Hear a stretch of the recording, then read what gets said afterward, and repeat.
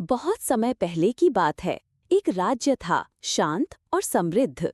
वहाँ के राजा वीरेंद्र सिंह बहुत न्यायप्रिय थे।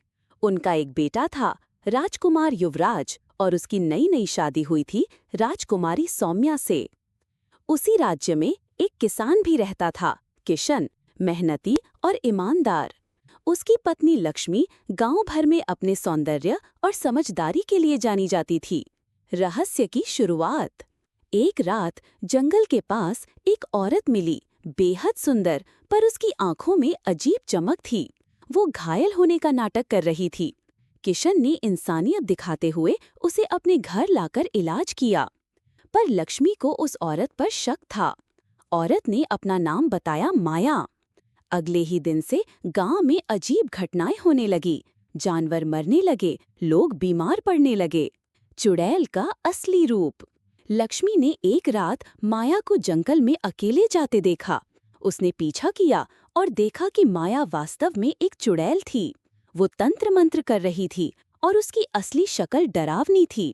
लंबी जीभ, लाल आंखें और बिना पैरों के हवा में लटकता शरीर। लक्ष्मी डर रही पर हिम्मत न हारी। उसने ये बात किशन को बताई। किशन को यकीन न हुआ। राजमहल पर हमला। कुछ ही दिनों में माया ने खुद को राजमहल में राजकुमारी सौम्या की सहायिका बना लिया। वहां जाकर उसने राजकुमार को अपने जादू से वश में कर लिया। राजा वीरेंद्र को संदेह हुआ, लेकिन सब लोग माया के वश में आ चुके थे। किशन और लक्ष्मी ने ये देखा और तय किया कि अब वक्त आ गया है सच को उजागर करने का। काली रात का युद्ध। लक्ष्मी एक तांत्रिक के पास गई और शक्तिपीठ की रेखा नामक रक्षा तिलक और एक दर्पण प्राप्त किया, जिसमें चुड़ैल का असली रूप दिख सकता था।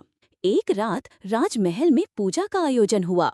उसी दौरान लक्ष्मी ने राजकुमारी सौम्या के साथ मिलकर दर्पण से माया का चेहरा सबको दिखा दिया। माया का भांडा फूट गया। चुड़ैल गुस्से से चीख पड़ी और हमला कर दिया।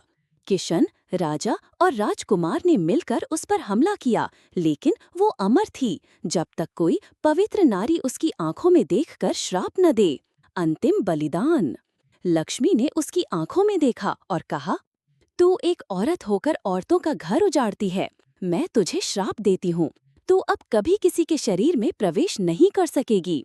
चुड़ैल आंख की लपटों में जलकर राख हो गई। राजा ने न्याय और सम्मान। राजा ने लक्ष्मी और किशन को राज दरबार में बुलाया और लक्ष्मी को राज्य रक्षिका की उपाधि दी।